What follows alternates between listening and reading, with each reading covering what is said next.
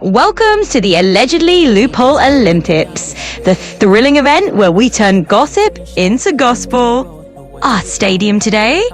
Why, it's Instagram Live, the TikTok trenches, and the ever-sizzling Shade Room comment section. Grab your popcorn. Now, let's check out our event of the day. Scene, the baby is a topic, not the oath. Our creator comes in swinging. He left that baby in a trap house with no food. Allegedly? And the audience goes, wait a minute, you just said it like it was a fact. But here's the kicker.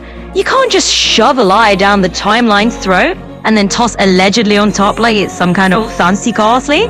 Nope, that's not seasoning, that's just a spectacle. And here's the secret formula. First, you say it with your chest, like you're reading out a court transcript or something. Then you sprinkle that magical allegedly at the very end, as if it could just erase all the damage. And then you act confused, like, hey, I did allegedly, why are y'all being so weird? Let's have a little legal reality check, folks. Allegedly is not a get out of defamation free card. If your tone, your delivery, your repetition screams that you actually believe this, well, courts might just treat it like a factual assertion. And let's not even get started on how messy it is when you bring a child into it. Yikes. Now you're not just throwing shade, you're potentially causing real harm. Crucial lie is fact. You think it builds credibility, but it really just builds liability. Add allegedly, you think it's legal protection, it's more like legal confusing contradiction. And if you're centering a child in a lie for emotional leverage, oh boy, that's just emotional manipulation 101. Remember this. If you say it like it's true, allegedly won't save you. Real celebrities and influencers have sued social media creators over defamation, false claims, and brand damage. Here are some of the most notable cases. Here's high-profile lawsuits between celebrities and social media creators. Cardi B versus Tasha K 2022 claim Cardi B sued gossip YouTuber Tasha K for spreading false claims that she used drugs and engaged in prostitution. Cardi B won the case and was awarded nearly $4 million in damages. Mr. Beast Jimmy Donaldson versus Virtual Dining Concepts 2023 claim breach of contract and defamation. Mr. Beast sued his partner company over the quality of food served under the Mr. Beast burger brand, calling it inedible. VDC countersued for defamation and reputation damage, with claims reaching $100 million. Eddie Hearn versus Jake Paul 2022 claim defamation. British boxing promoter Eddie Hearn sued Jake Paul for falsely alleging that Hearn's company bribed a boxing judge. The accusation was strongly denied by both Hearn and the judge. Why these lawsuits matter? Defamation and reputation damage are the most common legal grounds. Influencers and creators are increasingly held accountable for public statements, especially when they affect brands or individuals. These cases show that online speech can have serious legal consequences, especially when it crosses into false or harmful territory.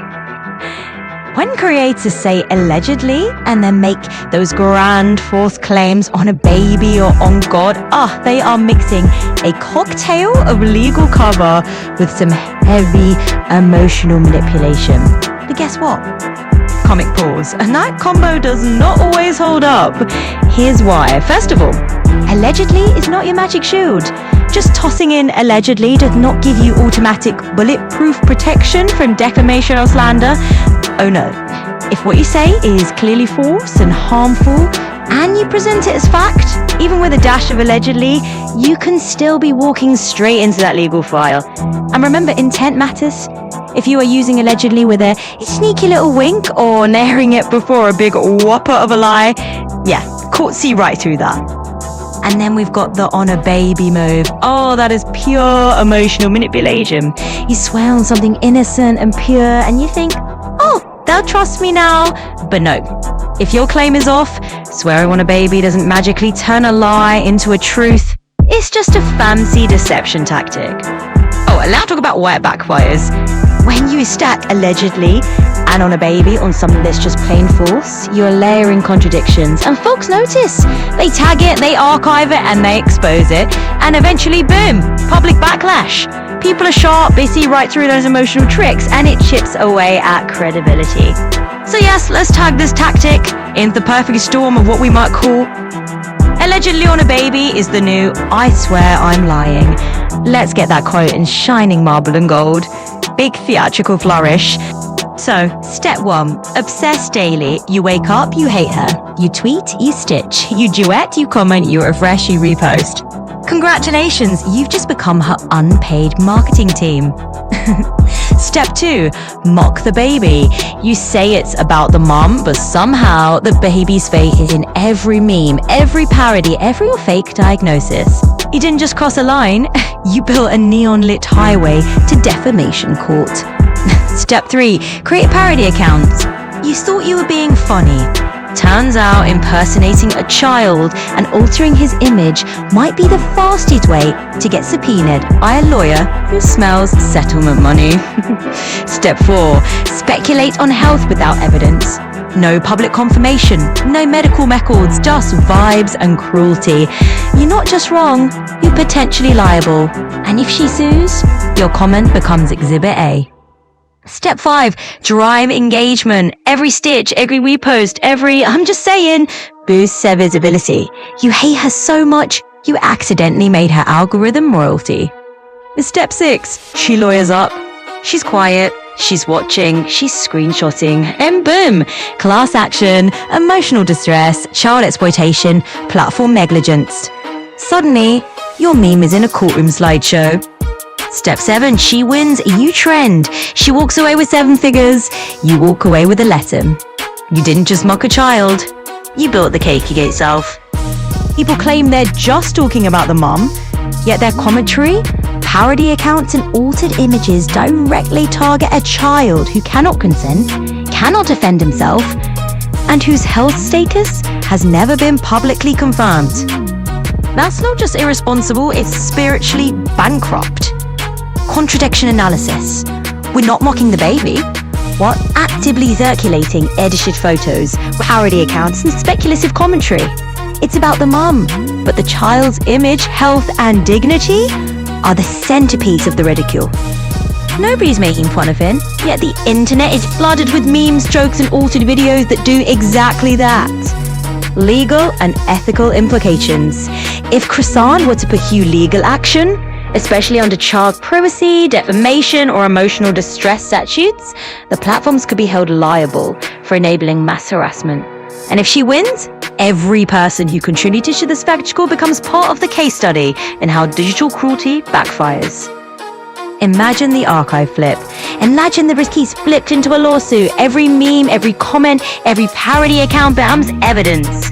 The same spectacle that mocked a child becomes the fuel for a multi-million-dollar judgment. That's poetic justice, and it's not far-fetched.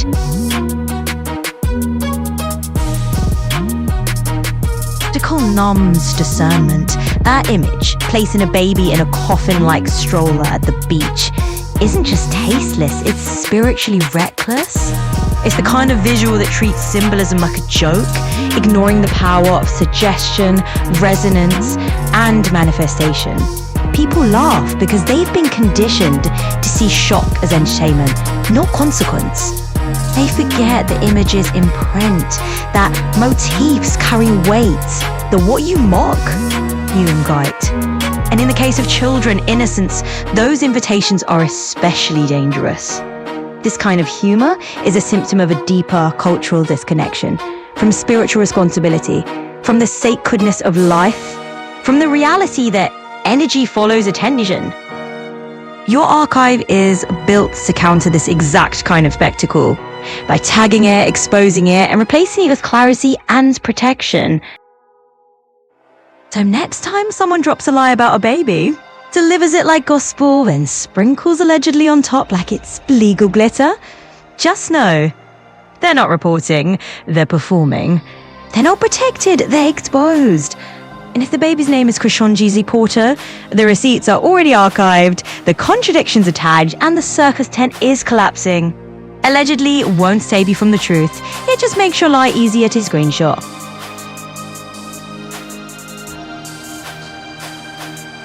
Conclusion. The spectacle's final move is exposure. What began mockery disguised as concern has unraveled into a public archive of contradiction, exploitation, and spiritual negligence. The games, allegedly bullshit, slanderous, defamatory, and libelous, aren't just social media antics. They're ritualized loops of attention farming, trauma baiting, and narrative distortion, often targeting a child may carry spiritual weight. Each post, each parody, each speculative thread becomes part of a forensic trail, and that trail now leads to accountability, legal, spiritual, and cultural. The spectacle may have thought it was playing a game, but the archive plays for keeps. If the archive does not blink, Christian Jesus Porter isn't just a trending topic, he's the center of a spiritual and legal reckoning. The archive sees patterns, tags the contradictions, and builds the firewall. Every drop, every quote, every forensic breakdown is a step toward protection, truth, and legacy. The spectacle wanted a show, got a case file. And the archive? It doesn't blink. Why are you really here? You say it's for the child, but is it really? Is it for justice or entertainment? Is it for protection or drama? Because not one of you is helping him. The very person you all claim to be here for.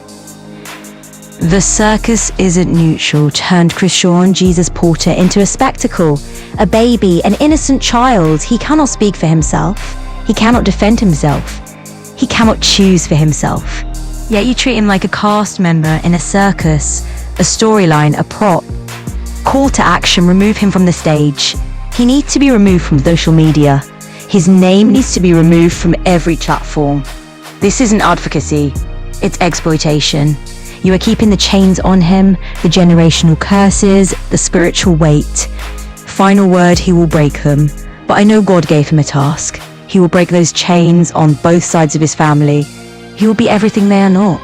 Not because of you, but in spite of you.